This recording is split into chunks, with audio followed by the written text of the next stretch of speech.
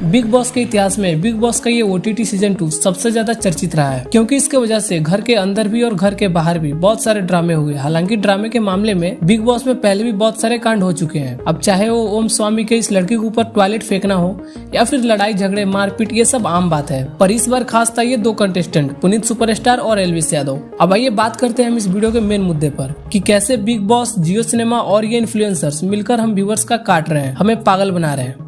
शुरुआत करते हैं शुरू से। बिग बॉस जब शुरू होने वाला था तब उसमें फुकरा को छोड़कर जितने भी कंटेस्टेंट थे वे ऐसे कंटेस्टेंट थे जिनकी वजह से बिग बॉस तो बिल्कुल नहीं चलने वाला था। तब बिग बॉस ने दिमाग दौड़ाया और इंस्टाग्राम मीम्स पेज पे राज करने वाले पुनीत सुपरस्टार को बुलाया। भले ही उस समय पुनीत के दिखाने के कम फॉलोअर्स थे, पर बिग बॉस टीम को पता था कि पुनीत को जानने वालों की संख्या इस फॉलोअर्स की 10 गुनी है, क्योंकि सीधी बात है कि ये मीम पेज पे हद से ज्यादा वायरल है। अब जब पुनीत वहाँ पहुंचे तो उन्होंने वही करना शुरू कर दिया जिसके लिए वे जाने जाते हैं। शुरू कर दिया अपना काम। अरे आग लगा दे पुलिस सुपरस्टार ने आग लगा दे। पर बवाल तो इसके पहले ही शुरू हो चुकी थी जब MC स्टैन ने पुनीत को क्रिंज बोल दिया था। स्टैन के ऐसा करने से आग घर के अंदर भी लग चुकी थी और बाहर भी। पुनीत के फैंस MC स्टैन को भर भर के गालियां देने लगे। स्टैन के कमेंट बॉक्स को गालियों से छली छली कर दिया। पुनीत को जिस काम के लिए बिग बॉस में लाया गया था वे वही काम कर रहे थे, पर अपने तरीके से। ये बात आपको माननी होगी, पुनीत अगर किसी एक कंटेस्टेंट को टारगेट करते हैं, उसे भला बुरा कहते हैं, तो उन्हें कभी नहीं निकाला जाता। पर पुनीत ने बिग बॉस को ही बोलना शुरू कर दिया, बिग बॉस की लंका लगानी शुरू कर दी। अब बिग बॉस टीम को लगा कि जहाँ एक तरफ पुनीत की वजह से हमारी TRP बढ़ रही है, वहीं दूसरी तरफ इनके हरकतों और बातों की वजह से बिग बॉस के नाम पे गलत इंपैक्ट पड़ रहा है, जिस कारण बिग बॉस ने पुनीत को वार्निंग देने के बाद इन रूम वोटिंग कराकर उसे बाहर कर दिया। ये देखकर पुनीत की पब्लिक भड़क गई और कर दिया जियो सिनेमा की रेटिंग्स की ऐसी की तैसी। गिरा दिया बिग बॉस का TRP। ट्रेंड करने लगा बॉयकॉट बिग बॉस। हालांकि बिग बॉस और जियो सिनेमा को इससे कोई ज्यादा लंबा फर्क नहीं पड़ा, क्योंकि उन्होंने बुला लिया सिस्टम हैंग करने वाले सुपरस्टार एल्विस यादव को। अब एल्विस यादव ने बिग बॉस को पहले कई बार रोस्ट किया है। एल्विस ने कई बार ये भी कहा है कि मैं बिग बॉस में कभी नहीं जाऊंगा, पर वे चले गए, क्योंकि ज्यादा से ज्यादा फेम किसे पसंद नहीं है।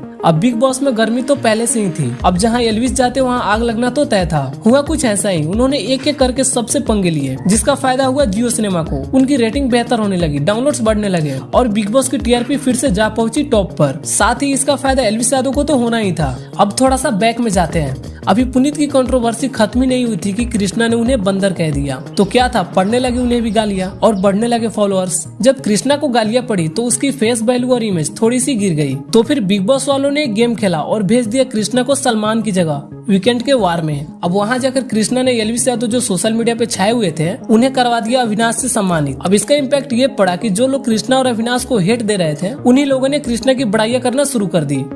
अब इस पूरे ड्रामे से फायदा हुआ इन लोगों का और कटा हम व्यूअर्स का, क्योंकि क्या फायदा हुआ जियो सिनेमा की रेटिंग गिराने का, इन लोगों को गालियां बकने का, जब बाद में सब नॉर्मल ही हो जाना था। देखो, ये सिर्फ मेरे ओपिनियन है। सोशल मीडिया पर आजकल के ये इन्फ्लुएंसर्स फेक कंट्रोवर्सीज करके हमें मैनिपुलेट कर रहे हैं, हमारा ब्रेन वॉश कर रहे हैं। हालांकि मैं ये नहीं कह रहा कि सारे कंट्रोवर्सीज फेक होते हैं। दोस्तों, आजकल के इन्फ्लुएंसर्स का धंधा समझो, ये जानबूझकर कंट्रोवर्सीज करते हैं चर्चे में बने रहने के लिए। अब चाहे इन्हें गालियां ही खानी पड़े, पर न्यू फॉलोअर्स तो बढ़ने ही है। पर गालियां खाने से, कंट्रोवर्सीज से फॉलोअर्स बढ़ने का क्या ताल्लुक है? देखो, जब आप किसी को गाली देने जाते हो तो सबसे पहले आप उसे सर्च करते हो, फिर उसकी प्रोफाइल विजिट करते हो, तब जाके उसके कमेंट बॉक्स में उसे गालियां देते हो। अब आपको पता है कि ये गाली है, जिसे दे रहे हो उसे पता है कि ये गाली है, पर सोशल मीडिया के एल्गोरिदम को थोड़े ना पता है कि ये गाली है। लोग इसे हेट दे रहे हैं, लोग इसे पसंद नहीं कर रहे हैं। एल्गोरिदम को तो बस इतना दिख रहा है कि ये अकाउंट काफी ज्यादा सर्च हो रहा है, प्रोफाइल को देखा जा रहा है, कमेंट्स बढ़ रहे हैं। बस यही सब देखकर यूट्यूब और इंस्टाग्राम इनके अकाउंट को कर देते हैं वायरल, बढ़ा देते हैं इनकी रीच, जिसका फायदा इनडायरेक्टली होता है अकाउंट होल्डर्स को और जुड़ने लगते हैं नए फॉलोअर्स। आप ये हमेशा नोटिस करोगे कि जो इंसान कंट्रोवर्सीज में पड़ता है उसकी पॉपुलैरिटी और फॉलोअर्स दोनों बढ़ते हैं। अब चाहे वो उसमें कल्प्रिट हो या ना हो, और मान लो गलती होती भी है तो लोग उसे आगे जाकर वैसे भी भूल जाते हैं। बस इसी वजह से इन्फ्लुएंसर्स ने अपने दिमाग में इस चीज को बैठा लिया है, controversy is indirectly proportional to gain popularity. थारा भाई जोगिंदर याद है? देख लो भाई, फालतू का झगड़ा करता फिर रहा था। बेटा कैरी मिनाटी और ट्रिगर इंसान, माँ की कसम खा रहा हूँ, पेल दूंगा। उस समय उसे बहुत हेट मिल रहा था, पर आज उसके फॉलोअर्स भी जाकर देख लो। एट लास्ट हम व्यूअर्स इनकी कंट्रोवर्सीज पे ज्यादा ध्यान ना ही दे तो बेहतर है, क्योंकि इनडायरेक्टली फायदा ही नहीं होना है। बस हमारा ब्रेन वॉश होगा, हमें मैनिपुलेट किया जाएगा और बस हमारा काटा जाएगा। एक बार फिर कहूंगा, ये सिर्फ मेरे ओपिनियन थे। आपका क्या कहना है आप कमेंट में बताना। उन दोस्तों को शेयर करना जो दिन भर इसमें घुसे रहते हैं, और हो सके तो हमें थोड़ा सा, बस थोड़ा सा सपोर्ट कर देना। मिलते हैं अगले आई ओपनिंग वीडियो में, तब तक के लिए स्टे calm एंड पीस।